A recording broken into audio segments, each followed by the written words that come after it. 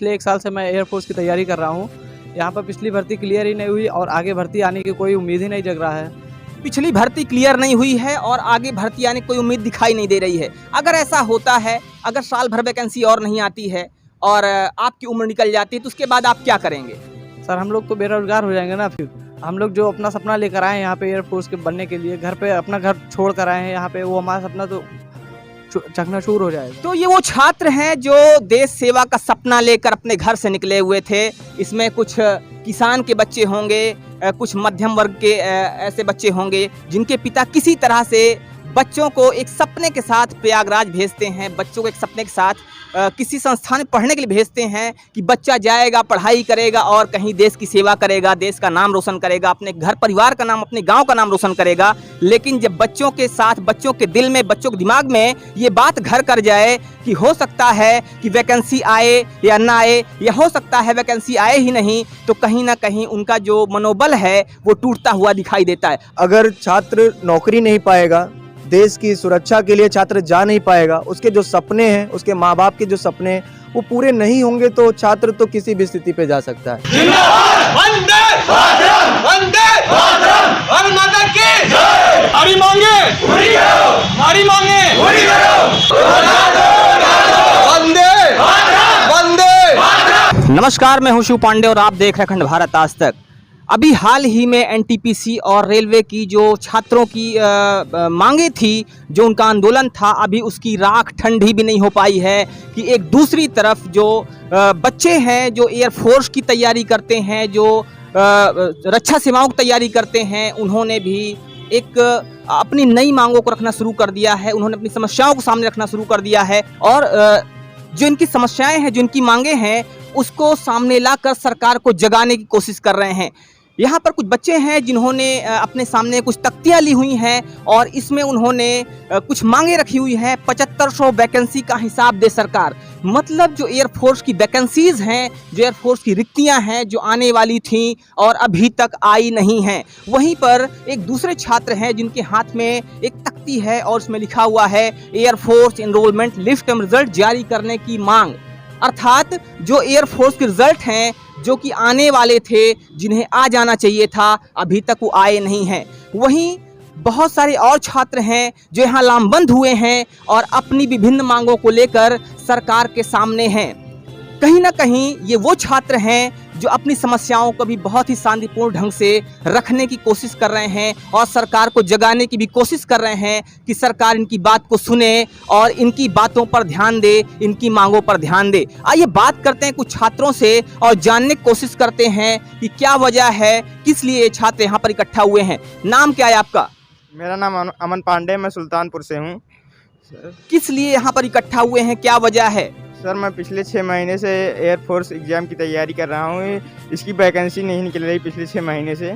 Sir मैं सरकार से चाहता हूँ कि इसकी वैकेंसी जल्दी से जल्द निकाले और इसका एक कैलेंडर जारी करे कि इतने तारीख को एग्ज़ाम होगा, जैसे एनडीए कैलेंडर जारी करता है। पिछले 6 महीने से वैकेंसी नहीं आ रही है, बच्चे लगातार तैयारी कर रहे हैं, बच्चे अपने घरों से दूर आकर यहाँ प्रयागराज में रह रहे हैं, लेकिन उसके बाद भी कोई भी चीज़, कोई भी जो वैकेंसी है वो क्लियर नहीं हो रही है। आप कहाँ से आते हैं? सर मेरा नाम आदर्श सिंह है सर, मैं प्रयागराज का ही हूँ। प्रयागराज से ही आप हैं। यहाँ पर किस चीज़ की तैयारी करते हैं? सर एयरफोर्स की तैयारी कर रहा हूँ मैं और लगभग 1.5 साल से तैयारी कर रहा हूँ। पिछले 1.5 साल से तैयारी कर रहे हैं। उम्र क्या होगी आपकी? सर उम्र 18 हो गई सर। उम्र 18 साल है। तो क्या मांगे हैं आपकी, किस वजह से आप यहाँ पे आज इकट्ठा हुए हैं? मांगे सर हमारी सरकार से सिर्फ इतनी है कि सर वो समय पे भर्तियाँ दे, समय पे रिजल्ट दे और सर समय पे सब एग्ज़ाम करवाए सर, और समय से वैकेंसीज दें, समय से भर्तियाँ दें, समय से रिजल्ट आउट करें। आइए बात करते हैं कुछ अध्यापकों से। सर पहले तो आपके विषय में जानना चाहूँगा। जी मेरा नाम, धन्यवाद सर आपने मुझे मौका दिया। और मेरा नाम जितेंद्र शर्मा है। मैं कैडेट्स पॉइंट डिफेंस एकेडमी नामक संस्था चलाता हूँ, जहाँ लगभग हजारों बच्चे अपने जीवन का निर्माण करते हैं और राष्ट्र सेवा में अपना बड़ा योगदान देते हैं। जी सर। सर यहाँ पे आज छात्र इकट्ठा हुए हैं, काफ़ी तादाद है इनकी, तो क्या वजह है इनकी, किस वजह से इकट्ठा हुए हैं? ये कुछ मांगों को अपने सामने रख रहे हैं, तो थोड़ा इसके विषय में बताइएगा सर, हमारे नवयुवा इस देश की रीढ़ की हड्डी हैं जी। और जब ये युवा किसी चीज़ के लिए तैयारी कर रहे हैं, अपने जीवन का निर्वहन करने के लिए, एक मिडिल क्लास फैमिली से बिलोंग करते हैं और अपने जीवन को जीने के लिए एक छोटा सा इच्छा होती है भारतीय सेना में जाने का, लेकिन ये एक जीवन जीने का तरीका नहीं मैं कह सकता, ये एक राष्ट्र निर्माण की बात होती है और राष्ट्र सेवा की बात है। तो ये बच्चे इंडियन एयरफोर्स के हैं और ये बच्चे अपनी भर्ती को लेके एक बड़ी मांग कर रहे हैं, जो कि 2020 से ये भर्ती रुकी हुई है और 2020 का रिज़ल्ट अभी तक नहीं आया। एनरोलमेंट लिस्ट 2021 में भर्ती कराई गई, उसका रिज़ल्ट अभी तक नहीं आया। तो आखिर ये इंडियन एयरफोर्स की अगर हम बात करते हैं, जिसका एग्ज़ाम एक बहुत सुदृढ़ तरीके से हमेशा कंडक्ट कराया गया, और आखिर ये 2020 से ऐसा कौन सा इसके ऊपर ग्रहण लग गया या कौन सी ऐसी पावर आ गई, पॉलिटिकल पावर आ गई जो इस पे अपनी पैठ बना ली है। अगर हम बात करें एनटीपीसी और आरआरबी की, जैसा कि आप अभी सर बात कर रहे थे, तो उसकी बात करें तो एक बड़ा सेक्टर है, एक इतना बड़ा सेक्टर कि हमारे करोड़ों युवा, लाखों युवा इस पे रोजगार पाते हैं। और आज जब वो युवाओं का रोजगार उनसे छीना जा रहा है, तब वो लोग रोड पर आ गए। अगर हम बात करें 70 की दशक की भी अगर मैं बात करता हूँ, तो 70 के दशक में हमें ये पता था कि एक समय ऐसा आया कि गुजरात की सत्ता पूरी डगमगा गई थी, बिहार की सत्ता भी उस दशक में डगमगाई, इंदिरा गांधी की सत्ता पूरी तरह से हिल चुकी थी सर। कारण सिर्फ एक था कि छात्र आंदोलनरत थे और छात्र सड़क पर थे। आपने बात किया गुजरात की सत्ता की, आपने बात किया बिहार की सत्ता की, मतलब सत्ता डगमगाई थी क्योंकि छात्र आंदोलन में थे, छात्र सड़कों पर थे।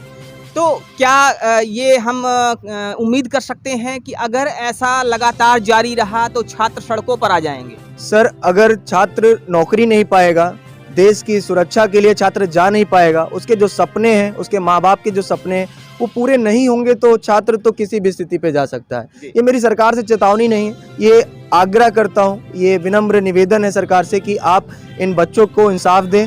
और मैं बात करूंगा रक्षा मंत्री श्री राजनाथ सिंह जी से, कह रहा हूं, ये निवेदन है हमारा सर कि आप इस पे सबसे पहले अपना एक रूप सामने लेकर आएं और इन बच्चों के लिए इंसाफ पर खड़े हों, क्योंकि इनका एक उम्र का तगाजा है, एक उम्र क्राइटेरिया है, एज क्राइटेरिया है। अगर ये बच्चों का एज निकल गया, उम्र निकल गया, तो देश सेवा का सपना ये केवल अपने सीने में दबा के ही रह जाएंगे। और हम आज देख रहे हैं कि हमारा कोई बच्चा कहीं फांसी लगा के मर रहा है, कोई बच्चा कहीं फांसी लगा के मर रहा है। सर, वो बच्चा अपने सपनों को तो लेके जा रहा है, लेकिन अपने परिवार, अपने माँ बाप के सपने को भी शायद पानी में, मिट्टी में मिला के जा रहा है सर। और अगर आज सरकार इंसाफ नहीं करेगी तो हमारे ये बच्चे करेंगे क्या? तो ये थे हमारे साथ जितेंद्र सर, जो बता रहे थे कि अगर बच्चे का सपना पूरा नहीं होगा तो बच्चा क्या करेगा। बच्चे बड़ी उम्मीद के साथ आते हैं, इतना दूर से आते हैं और यहाँ पर आकर तैयारी करते हैं, सालों साल यहाँ रहते हैं, और उसके बाद जब बच्चों के सपने पूरे नहीं होते हैं तो बच्चे हतोत्साहित हो जाते हैं, अवसादग्रस्त हो जाते हैं और उनके सामने शायद फिर कोई और रास्ता नहीं बचता सिवा फांसी लगाने के या सिवा कोई ऐसा आत्मघाती कदम उठाने के। यहाँ कुछ और बच्चों से बात करते हैं। क्या नाम होता आपका? सर, मेरा नाम अभिषेक मिश्रा है जी। मैं प्रतापगढ़ से आया हूँ। पिछले 1 साल से मैं एयरफोर्स की तैयारी कर रहा हूँ। यहाँ पर पिछली भर्ती क्लियर ही नहीं हुई और आगे भर्ती आने की कोई उम्मीद ही नहीं जग रहा है। पिछली भर्ती क्लियर नहीं हुई है और आगे भर्ती आने की कोई उम्मीद दिखाई नहीं दे रही है। अगर ऐसा होता है, अगर साल भर वैकेंसी और नहीं आती है और आपकी उम्र निकल जाती है, तो उसके बाद आप क्या करेंगे? सर, हम लोग तो बेरोजगार हो जाएंगे ना। फिर हम लोग जो अपना सपना लेकर आए हैं यहाँ पे एयरफोर्स के बनने के लिए, घर पे अपना घर छोड़ कर आए हैं यहाँ पे, वो हमारा सपना तो चकनाचूर हो जाएगा। तो ये वो छात्र हैं जो देश सेवा का सपना लेकर अपने घर से निकले हुए थे। इसमें कुछ किसान के बच्चे होंगे, कुछ मध्यम वर्ग के ऐसे बच्चे होंगे जिनके पिता किसी तरह से बच्चों को एक सपने के साथ प्रयागराज भेजते हैं, बच्चों को एक सपने के साथ किसी संस्थान में पढ़ने के लिए भेजते हैं कि बच्चा जाएगा, पढ़ाई करेगा और कहीं देश की सेवा करेगा, देश का नाम रोशन करेगा, अपने घर परिवार का नाम, अपने गांव का नाम रोशन करेगा। लेकिन जब बच्चों के साथ, बच्चों के दिल में, बच्चों के दिमाग में ये बात घर कर जाए कि हो सकता है कि वैकेंसी आए या ना आए, या हो सकता है वैकेंसी आए ही नहीं, तो कहीं ना कहीं उनका जो मनोबल है वो टूटता हुआ दिखाई देता है। आप कहाँ से आते हैं? मेरा नाम आशीष भारद्वाज है सर, मैं मऊ से आया हूँ। पिछले 1 साल से मैं एयरफोर्स की तैयारी कर रहा हूँ।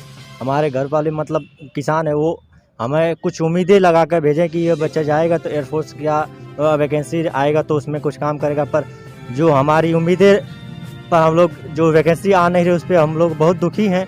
हम सरकार से रिक्वेस्ट करते हैं कि वो इस पे अमल करे और वैकेंसी निकालने की कोशिश करे। सरकार से रिक्वेस्ट करते हैं कि वैकेंसीज निकाले, जिससे कि ये जो छात्र तैयारी कर रहे हैं सालों साल से, यहाँ पर रह रहे हैं, अपने घर वालों के सपने को लेकर जी रहे हैं, अपने सपनों को लेकर जी रहे हैं, वो एक मुकाम तक पहुँच पाएँ, वो एक गंतव्य तक पहुँच पाएँ। आपका क्या नाम है? सर मेरा नाम शिवाजी है, मैं शंकरगढ़ से हूँ। जी। रक्षा मंत्रालय से यही अनुग्रह है कि इन आंखों में देखे, इन आंखों में अब मोती नहीं रह गए, आंसू नहीं रह गए, हम क्या करें सर, कलेजा फटा जा रहा है। हम रक्षा मंत्रालय से यही कहेंगे, जिस तरफ जवानी है उसी तरफ जमाना है। यदि हमारा रिजल्ट नहीं आएगा तो हम इन हाथों पे जो पेन पकड़े हैं, इन हाथों में लाठी भी पकड़ी जा सकती है। सर यही अनुरोध है कि वो 7,500 वैकेंसी निकाले। तो बच्चों में काफ़ी आक्रोश देखने को मिल रहा है। बच्चे हैं, कह रहे हैं कि इन हाथों में जिसमें आज कलम है, उन हाथों में लाठी भी पकड़ी जा सकती है। लेकिन सरकार से ये अनुरोध मैं करूंगा, विशेष रूप से इन छात्रों की तरफ से अनुरोध करूंगा कि सरकार इसको देखे, ये बच्चे जो हैं, बच्चों के भविष्य को देखे, बच्चों की भावनाओं को समझे, बच्चों के भविष्य को देखते हुए कुछ कदम उठाने की कोशिश करे, जिससे कि आने वाले समय में ये बच्चे अपना सुनहरा भविष्य तय कर सकें और बच्चे अवसादग्रस्त होने से बचें, इनका भविष्य बर्बाद होने से बचे। इसी आग्रह के साथ